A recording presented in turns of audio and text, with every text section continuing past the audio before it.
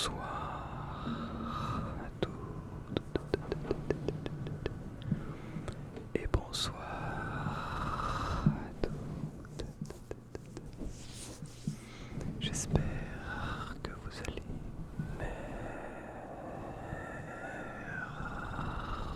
merveilleusement bien. Ce soir, je vous retrouve pour cette nouvelle vidéo ASMR. Cette vidéo ASMR dans laquelle nous allons parler de la santé. Je vous propose de parler de la santé parce que vous avez été plutôt très nombreux et nombreuses à me dire dans la dernière vidéo: oui, s'il te plaît, parle-nous de ta musique, parle-nous de ta course à pied, parle-nous de tout ce qui fait que, de tout ce que tu fais à côté de la ASMR, ça nous intéresse. Mon objectif ici n'est pas de vous raconter ma vie dans cette vidéo, mais plutôt de vous dire comment est-ce que je fais en termes de santé pour être en aussi mauvaise santé. Non, je rigole.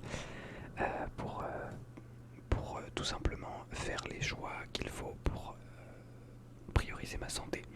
Avant tout, quels sont les points qui font que c'est intéressant d'en parler, parce que je pense que c'est intéressant d'en parler.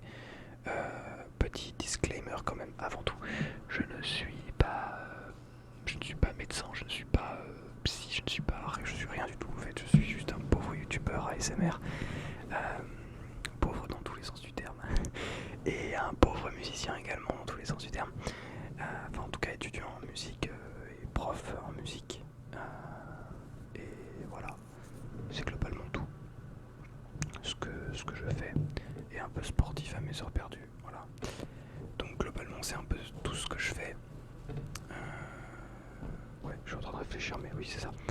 Et donc voilà, j'ai plusieurs casquettes dans ma vie, mais je ne suis pas médecin, enfin rien de tout ça n'est...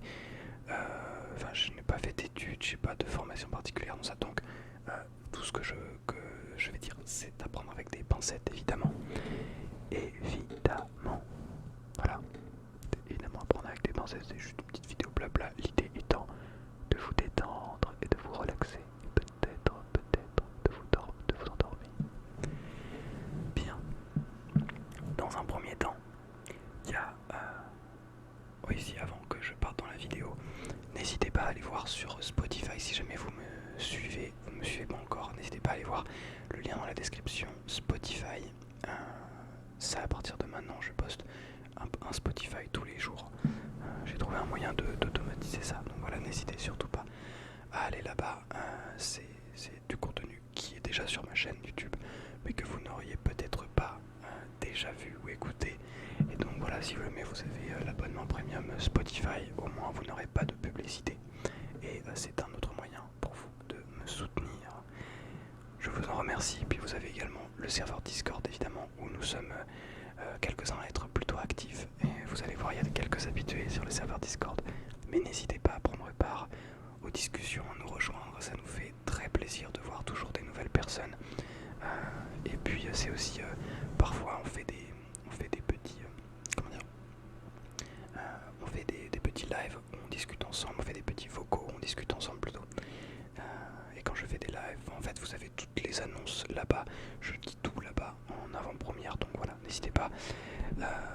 Je crois que j'ai tout fait le tour pour ce début de vidéo. Bien, maintenant parlons de santé pure et dure. Alors, pour être tout à fait franc et honnête avec vous, je ne respecte pas absolument tout ce que je vais vous dire. Et c'est tout à fait normal de faire des écarts, de ne pas toujours respecter, de ne pas toujours faire ce qui est bon pour notre santé, on va dire. Et c'est tout à fait normal et il n'y a pas à culpabiliser. J'aurais presque envie de dire quelque chose qui m'énerve à entendre. C'est ok. Ça me saoule d'entendre ça. Bref, mais finalement la phrase est très vraie. Même si toute la... Comment dire, tout ce qu'il y a eu autour de ça, c'est allé tout trop dans les extrêmes, d'après moi. Mais globalement, si vous faites, j'en sais rien, si jamais vous buvez de l'alcool par exemple, je vais en parler un peu après, jamais vous buvez de l'alcool, c'est pas parce que il y a un soir vous avez envie de vous prendre une bière que, que c'est pas grave, que c'est horrible et que tout de suite vous allez... Non, oh, c'est ok, ça va, tranquille. Faut juste, voilà, de toute façon, là je le dis pour l'alcool, mais c'est pareil pour tout. L'abus est absolument à proscrire. Voilà, de toute façon, pour la santé. Ça c'est mon point de vue. C'est ce que j'en retire après un peu d'expérience, c'est que de toute façon, peu importe, mais peu importe ce que c'est, vous pouvez même prendre toutes les meilleures choses qui existent. L'abus, le too much, c'est pas bon. Voilà, c'est pas bon. Boire de l'eau, c'est hyper important pour la santé. Pas trop boire de l'eau, c'est pas bon non plus. Dormir, c'est pareil. Si jamais vous dormez, alors ça dépend de vos besoins personnels. Mais si vous avez besoin de, admettons 8 heures pour dire la moyenne, et que vous dormez 10 heures toutes les nuits, bah c'est beaucoup trop. Voilà. Donc voilà, faut faire attention à ça aussi. Donc, les points les plus importants, boire de l'eau, évidemment sinon vous mourrez. Donc je vous recommande de boire de l'eau. Avant tout, c'est évidemment la respiration, mais ça, on en reparlera un petit peu après, parce que ça respirer, je pense que vous le faites. Tu respires, ouais. Donc bon, voilà, respiration, voilà. Mais on en reparlera après parce qu'il y a des choses importantes à dire. Donc boire de l'eau, c'est important en fonction de l'activité physique que vous faites dans la journée. Mais boire, il n'y a pas forcément de minimum requis, même si bon, voilà, 1,5 litre, 2 litres c'est pas mal. Si vous ne faites pas beaucoup d'activité physique, mais plus si affinité, bref, mais boire suffisamment d'eau, c'est important. Dormir, c'est le deuxième pilier le plus important. Ce sont les deux piliers les plus importants de la santé. Si tu bois pas d'eau, tu décèdes en genre 3 jours. Si tu ne dors pas, tu deviens complètement malade en 3 jours pareil. Et en une semaine, tu meurs. Ben, genre, tu peux pas survivre sans dormir. Parce que ton corps, en fait, ton corps régénère, ton corps se reconstruit, reconsolide absolument tout pendant le sommeil.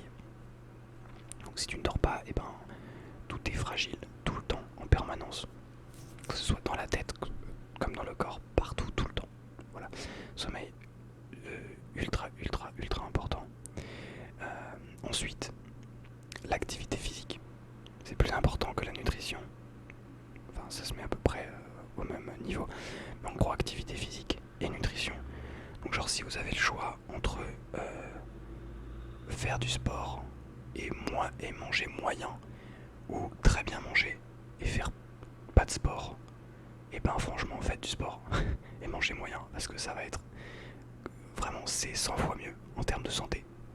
C'est pas une exagération, c'est 100 fois mieux. Mais ça veut pas dire que quand vous faites du sport il faut mal manger, on est bien d'accord, on s'entend, c'est toujours la même chose, pas d'abus dans tous les cas. Donc voilà, eau, sommeil et activité physique, nutrition, ça c'est la base de la santé, évidemment. Après, il y a plein d'autres facteurs qui rentrent en compte, le côté social. Si vous êtes complètement isolé ou si au contraire vous êtes en permanence avec des gens, ça ne va pas le faire. Il faut trouver un juste milieu où vous avez des moments où vous êtes seul, des moments où vous êtes avec des gens, que ce soit des amis, que ce soit de la famille. Pareil, la famille, il faut la voir quand même de temps en temps, mais pas tout le temps, parce que bref, voilà, voilà, de toute façon vous allez voir dans cette vidéo, tout est une question d'équilibre et de juste milieu finalement. Voilà, donc tout ça c'est les piliers de la santé. Évidemment, en fait il y a des choses qui, pour moi, me paraissent très basiques, très simples, mais qui sont pas du tout évidents pour tout le monde, et surtout qui peuvent amener à des dépendances, ce qui rend la chose beaucoup plus complexe que ça ne l'est. Mais pour moi, pas de cigarette. Enfin, on ne fume pas, peu importe ce que c'est, vapoter, cigarette, drogue, tabac, enfin tout. Enfin, j'avoue, j'y connais pas grand chose là-dedans, mais genre globalement, ne pas fumer. Si vous avez l'occasion de ne jamais commencer, si vous avez l'occasion de commencer, ne commencez pas, n'essayez pas. Après, je sais que personnellement, j'ai dû tirer, je pense une fois sur une cigarette normale, et j'ai dû faire 3-4 fois sur une cigarette électronique. Et franchement, par curiosité, j'avais envie d'essayer. Ça ne donne pas du tout envie, mais je crois que ça donne envie à beaucoup de gens. Et plus que ce que je pensais. En fait, bon, j'avoue que personnellement, je suis pas du tout dans des cercles sociaux qui fument beaucoup. Mais là, en arrivant à Paris, je commence à découvrir des cercles sociaux qui sont des gens qui fument beaucoup plus. Mais la plupart, en fait, c'est très mitigé. Il y a des gens qui disent que il y a des gens par exemple, l'autre jour là, un collègue était en train de fumer et je dis ouais, moi je fume pas du tout. Il me dit c'est très bien, ne commence pas. Voilà, des gens comme ça qui sont au courant que c'est vraiment pas ouf, mais la dépendance fait que bon, voilà. C'est pareil avec l'alcool, avec les drogues, mais avec le sucre aussi. Ouais, il n'y a pas de tabou dans cette vidéo, j'en parle, je parle de tout ce qu'il faut. Mais globalement, tout ce qui est question de dépendance, mais n'importe quelle dépendance, hein, et même la dépendance au sport, la dépendance au sucre, très mauvais. Je suis le pire exemple parce que je mange beaucoup trop de sucre, par exemple. Voilà, on n'est pas tous parfaits. Pas tous parfaits. En tout cas, ça c'est c'est un autre point. La dépendance au sucre, à faire très attention. Le problème, c'est qu'il y a du sucre un peu partout et notre palais est habitué à manger beaucoup de sucre. Ce qui fait que dès qu'on mange quelque chose qui n'a pas de sucre, eh ben, c'est très compliqué. Ce que je trouve vraiment sympa, c'est de remplacer les sucres qu'on mange généralement dans des plats tout faits ou dans des repas qu'on cuisine nous-mêmes et où il y a beaucoup de sucre tout simplement. Je recommande de remplacer ces sucres par des sucres naturels, genre des fruits par exemple. Je sais que je me mets à manger de plus en plus de fruits, genre des pommes, des oranges, des fraises. Je prends pas de bananes parce que les bananes ne viennent pas d'ici, donc voilà, j'essaye d'éviter. Mais globalement, essayer de transformer son alimentation en une alimentation plus saine, ça ne veut rien dire, mais le plus local possible et le plus naturel possible. Je sais pas si vous voyez ce que je veux dire. Genre éviter d'aller prendre des choses, par exemple typiquement des bananes. Les bananes ne poussent pas en France, à moins que je dise des bêtises, je ne crois pas. Ce qui fait que globalement en fruits de saison en France, vous ne trouverez jamais de bananes parce que ça ne pousse pas ici. Là, si je dis une grosse bêtise, vous me rectifiez dans les commentaires, mais voilà. Bref, c'est un exemple, mais en gros, s'intéresser à tout ça. Je ne suis pas nutritionniste, donc c'est pour ça que je dis peut-être des grosses bêtises, mais voilà. En tout cas, j'essaye de me renseigner aussi sur ces sujets-là, parce que c'est personnellement le sujet sur lequel j'ai le plus de difficultés. Hein. Concrètement, je mange très mal. J'essaie de faire des efforts pour manger justement mieux, faire attention à ce que j'achète comme produit. J'essaie d'aller plus au marché, d'aller acheter des produits beaucoup plus, j'allais dire locaux, ce qui est compliqué quand on vit à Paris, mais en tout cas, voilà, au marché généralement il y a quand même des produits qui sont plus réalisés dans une agriculture biologique, ce qui, je pense, est plus intéressant et important pour le corps. Bon, je vais parler surtout de choses que je connais. L'activité physique. Alors, pour ce point, je suis un petit peu extrême dans ma façon de faire, mais c'est très personnel et je sais que ça ne convient pas à tout le monde. Ce n'est pas ce que je recommande. Personnellement, j'essaie de faire de l'activité physique tous les jours. Je n'en fais pas tous les jours parce qu'il y a des jours où je ne peux pas, je n'ai pas le temps. Mais j'essaie de faire de l'activité physique tous les jours. Quand je dis activité physique, ça ne veut pas dire 10 000 pas. Mais 10 000 pas, pour moi, c'est même pas une activité physique. Vous voyez là, par exemple, les 7 derniers jours en moyenne, je suis à 15 000 pas. C'est ce qui m'a montré en objectif quotidien. Je suis à, attendez, ouais, 15 750 en moyenne. Mais pour moi, une activité physique, c'est aller dans un club de sport, faire une soirée de sport, c'est une activité physique. Aller courir, c'est une activité physique. Aller au travail en vélo, c'est une activité physique. Vélo normal, pas électrique si possible évidemment. Après vélo électrique au moins, ça fait activer quand même. Voilà, ça reste quand même une activité physique. Moins. Bref, mais ça reste quand même une activité physique. Pour moi, c'est ça tous les jours, au moins un petit peu. Au moins, si c'est un aller-retour au travail, c'est déjà très bien, franchement. Mais voilà, ça c'est mon point de vue.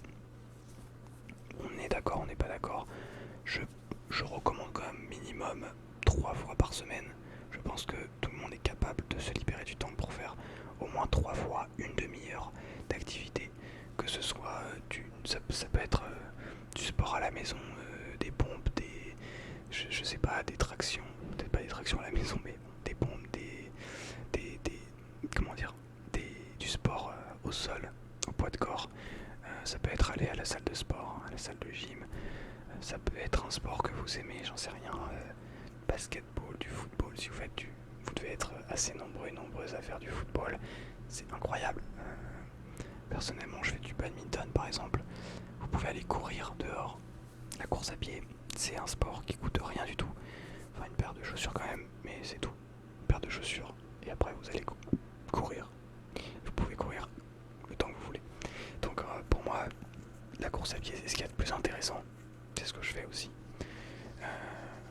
Et voilà, et puis moi j'y vais une fois ou 2 fois par semaine au badminton. Je suis très content. Ça fait mon activité de la journée, ça dure 2 heures, 2h30, 3 heures.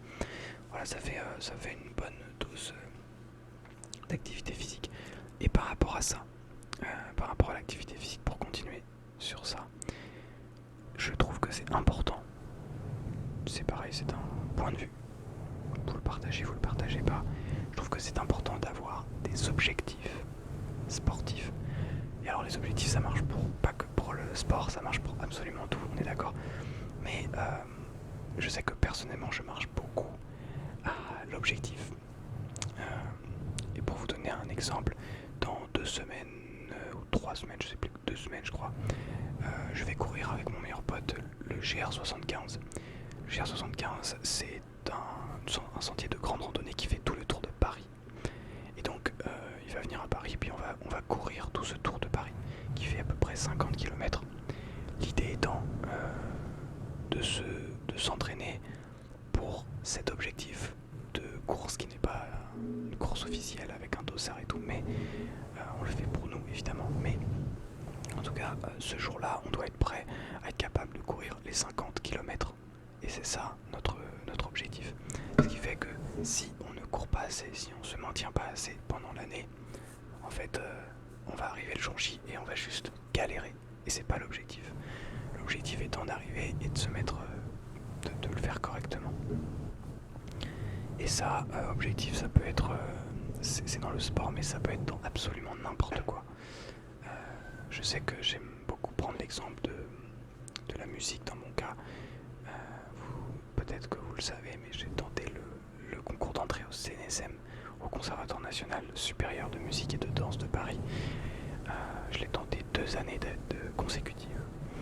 Et j'ai fini sur liste d'attente cette année. Donc j'ai terminé 3ème sur 13 à peu près. Ce qui ne me donne pas la place, puisqu'il n'y avait qu'une seule place. Mais pour ce concours, ça demande une discipline énorme, ça demande une hygiène de vie énorme, ça demande d'être prêt le jour J. Et pour être prêt le jour J, il faut faire un travail de préparation physique et mentale tout au long des mois qui précèdent ce concours. Ça veut dire petit à petit augmenter le temps de pratique quotidien de musique, passer petit à petit enfin pas petit à petit, mais en tout cas l'idée étant de travailler entre 4 et 6-7 heures par jour l'instrument pour être hyper affûté. L'idée étant que la semaine qui précède, on continue à travailler, mais plutôt un peu moins, plutôt 3 heures par jour. Et les 3 derniers jours, 2 derniers jours, on travaille, on fait quelques petites gammes, quelques petits trucs, mais on ne travaille plus. On fait ce qu'on appelle une période d'affûtage, c'est-à-dire que l'idée étant de garder la forme, mais sans se fatiguer, sans se cramer, notamment pour des instruments comme le nôtre qui peuvent être très éprouvants physiquement. Voilà, et c'est des petits détails comme ça qui sont à mettre dans n'importe quel domaine de votre vie, vraiment n'importe lequel. Si vous avez envie de mieux manger, et vous vous dites ok, à tel moment je veux avoir, j'en sais rien moi, je veux arriver à tant de sucre par semaine. Et petit à petit vous allez vous dire ok, si je veux à tel moment je veux avoir tant de sucre par semaine, et là je suis à tant, il faut que petit à petit je réduise. Petit à petit, je peux me faire évidemment quelques petits plaisirs de temps en temps, et puis à ce moment-là, il faut que ce soit au bout de 2, 3, 4 mois, il faut que ça soit sur la durée, je sois capable de manger tant de sucre par semaine. C'est un exemple, mais voilà, un exemple qui peut m'être utile. Pour le sport, c'est pareil. Si vous faites une préparation, je pense à une préparation de marathon par exemple que j'ai déjà eu la chance de réaliser. On s'était préparé pour courir un marathon en moins de 4 heures. On a réussi à le faire parce que on s'est préparé pendant 3 mois où on a monté petit à petit la charge d'entraînement, l'intensité, etc. Et à la fin, les 3 dernières semaines, on faisait des sorties longues de 24-27 km pour comme ça le jour J, on connaît cet effort, on sait ce que c'est que de courir aussi longtemps. Pas 4 heures non plus, mais voilà, en tout cas on est prêt et on se sent bien le jour J, et on le fait pas dans la souffrance. L'idée étant, et c'est à ça que sert le travail, sur tout ce travail sur la santé, d'après moi, c'est vraiment de faire les choses avec soin, avec plaisir, avec bonheur profond, pas en se sentant mal dans son corps, pas en se sentant mal dans son esprit, mais au contraire, parce qu'on a bien dormi, parce qu'on boit assez d'eau, parce qu'on a bien mangé, on fait assez de sport, parce que on voit des gens, on déconnecte de temps en temps, parce que je sais pas si vous faites des jeux vidéo par exemple. Moi j'aime bien faire des jeux vidéo, mais je sais que de temps en temps j'aime beaucoup retrouver des amis sur un jeu où je vais jouer avec eux pendant une soirée entière. Et ces moments-là, il en faut. C'est pareil, il faut pas que ça devienne une obsession et faire ça toute la journée. Ce qui peut être personnellement mon cas de temps en temps, quand justement je perds toute cette direction. Mais en tout cas, il faut des moments comme ça, c'est hyper important. Des moments où vous dites allez vas-y je vais faire un petit cinéma là, j'adore. De temps en temps, j'en ai moins fait ces dernières semaines, mais de temps en temps je me dis il y a un cinéma à côté de chez moi, vas-y je vais me faire un film là.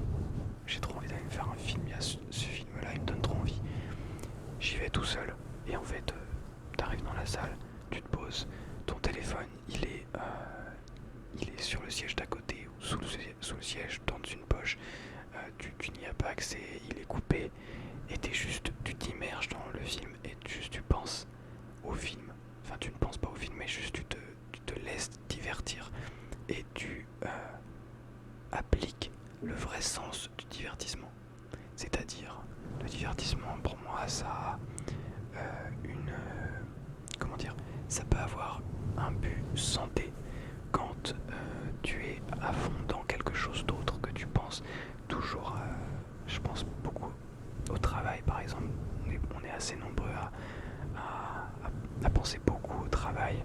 Et quand tu penses beaucoup à ça, et en fait des fois te divertir, mais vraiment te divertir, et pas à moitié et en fait continuer à penser à ceci, cela, mais vraiment être dans ta bulle de divertissement pendant 2 heures, 3 heures même, ça fait un bien fou, parce que quand tu te reconnectes au réel, en fait t'as plein d'idées, t'as plein d'envies, t'as plein de ah oui peut-être qu'en fait je préfère ça, ah oui et si j'essaye de voir les choses autrement, etc.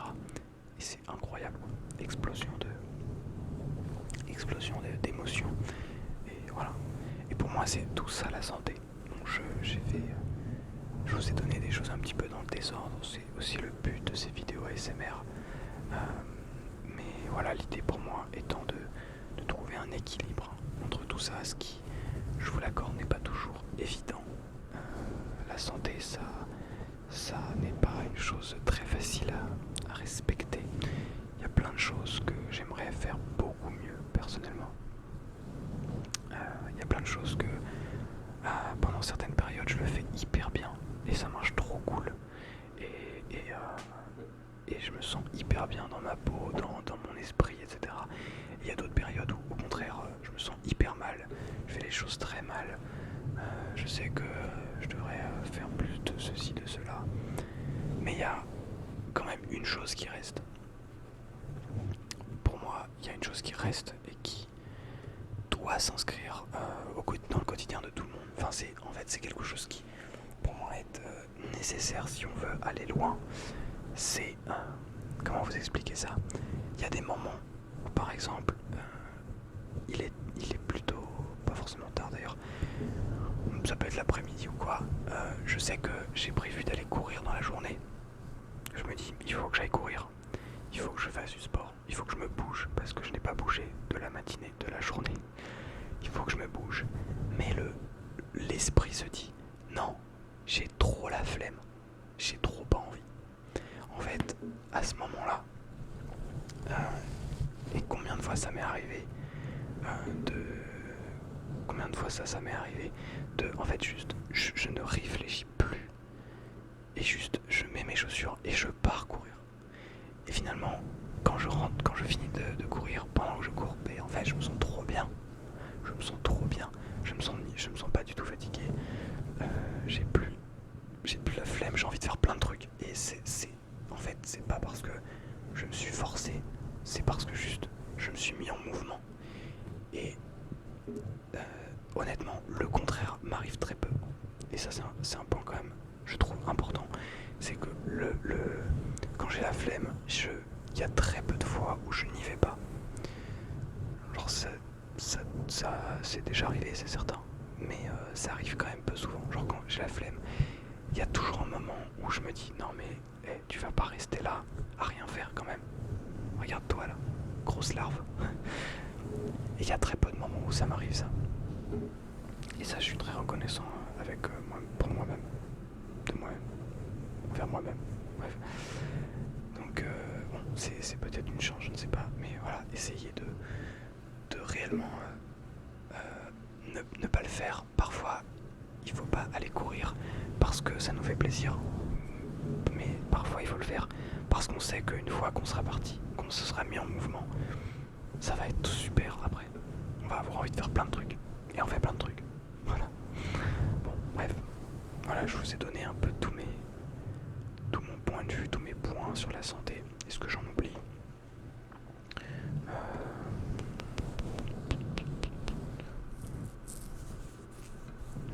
Je réfléchis, mais je pense pas en oublier. Globalement, c'est ça, essayer de fuir le plus possible les dépendances. J'avais dit que j'allais parler de la respiration. Alors la respiration, c'est quelque chose qui est pour moi très important, mais c'est vrai que j'en ai besoin. J'ai besoin de savoir bien respirer personnellement dans mon métier de musique et en ASMR. Parce que si on ne respire pas bien en ASMR, eh bien ça fait des chocs à pic. Ça marche pas bien en fait. On entend le souffle. Vous voyez, en fait, c'est rigolo parce que naturellement quand je respire, vous voyez pas mes épaules bouger. En fait, je respire pas du tout avec le haut du corps. Je fais pas. En fait, naturellement, j'arrive à respirer avec le diaphragme parce que c'est quelque chose que j'ai pas mal travaillé. Et c'est quelque chose que je pourrais vous recommander en termes de respiration, c'est d'apprendre à respirer avec le ventre. Respirer avec le ventre, ça veut dire quoi? Ça veut dire utiliser un muscle qu'on a qui s'appelle le diaphragme, qui en fait permet de compresser compresser tous les organes. En gros, c'est un muscle. Vous avez les poumons ici et vous avez le diaphragme ici. Et l'idée étant, c'est comme un piston. Et quand on vient respirer, on a l'impression que ça gonfle le ventre. La vérité, c'est que ça ne gonfle pas tout à fait le ventre. À proprement parler, ça vient pousser le diaphragme vers le bas. Ça vient donc compresser tous les organes qui sont en dessous. Et ça laisse beaucoup plus de place aux poumons. Donc, et donc l'idée, voilà, étant de respirer comme ça. En fait, ça permet de s'apaiser, mais tellement plus facilement. C'est une respiration, ce qu'on dit, une respiration profonde, c'est pas une respiration stressante. Quand on respire par le haut, par les poumons, en fait, on fait accélérer notre rythme cardiaque. Quand on respire grâce au diaphragme, ça fait baisser le rythme cardiaque. Faudrait que je fasse une vidéo sur ça. C'est pareil, je suis pas non plus un expert là-dedans, j'ai juste... Je me suis pas mal renseigné, j'ai eu beaucoup de cours autour de ça, mais je suis pas du tout un expert. Mais c'est quelque chose de très important, très intéressant aussi, qui aide, je pense, qui peut aider tout le monde. Ça peut aider tout le monde. Il n'y a aucune exception pour lesquelles ça n'aide pas, je pense, très sincèrement. Donc voilà. Apprendre à bien respirer, apprendre tout ça, c'est hyper important. Et ouais, globalement c'est ça. Être curieux, je crois que ça aussi c'est une chose importante pour la santé. Être curieux, continuer de se poser des questions, continuer d'être curieux de tout, d'observer, Je crois que la curiosité, en fait, on nous dit depuis qu'on est tout petit, la curiosité est un vilain défaut. Enfin, moi j'ai très souvent entendu ça, je sais pas si c'est votre cas. Si vous avez déjà entendu ça, dites-le moi dans les commentaires si vous êtes arrivé là dans la vidéo. La curiosité est un vilain défaut, c'est totalement ridicule cette phrase. Voilà, je me permets de le dire. Voilà, la curiosité c'est un point. Pour moi, c'est une des choses les plus importantes. D'être curieux, c'est impressionnant. Quand on est curieux, en fait, on a envie de tout savoir. Quand je dis tout, on se comprend, on ne peut pas tout savoir, mais on a envie d'en apprendre plus sur tout. Dès qu'il y a quelque chose qui... tiens, mais ça, je comprends pas. Pourquoi? Qu'est-ce qui se passe? Qu'est-ce que ça veut dire? Qu'est-ce que machin? Et là, on creuse. Et ça nous permet, en fait, de faire en permanence fonctionner le cerveau. Et c'est un gros point de la santé. Notre cerveau doit fonctionner. Et c'est comme je le vois comme un muscle. C'est que le cerveau, si on fait fonctionner en permanence comme ça, c'est comme quand on va faire du sport. C'est que le corps, en fait, c'est un muscle. Donc le corps, c'est un muscle, ça veut rien dire, mais vous avez compris ce que je veux dire. L'idée, les muscles étant de les travailler petit à petit, en permanence. On ne s'arrête jamais de faire travailler les muscles. Et le cerveau, c'est pareil. Si on s'arrête de faire travailler le cerveau, c'est hyper difficile de se remettre en route. Si vous n'avez pas fait de sport pendant une semaine, croyez-moi, c'est très compliqué de s'y remettre. Bon, moi, je suis un peu une exception. J'avoue que je suis un peu un psychopathe à ce niveau-là. Je pense pas être capable de m'arrêter de faire du sport pendant une semaine. Si vraiment je peux pas bouger de chez moi, je vais faire des pompes, je vais faire...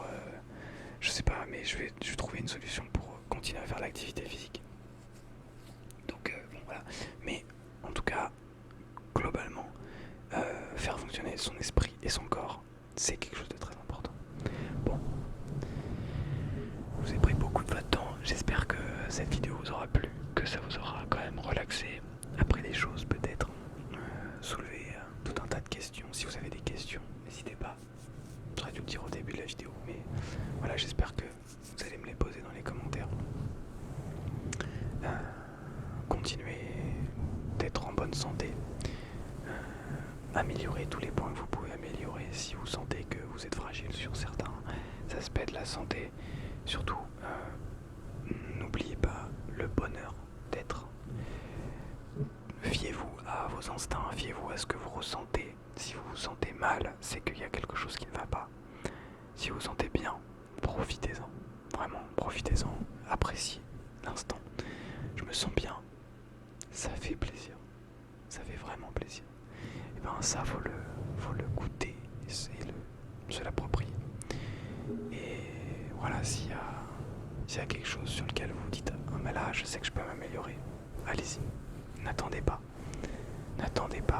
faites-en une priorité dans votre vie, ça va vous aider grandement.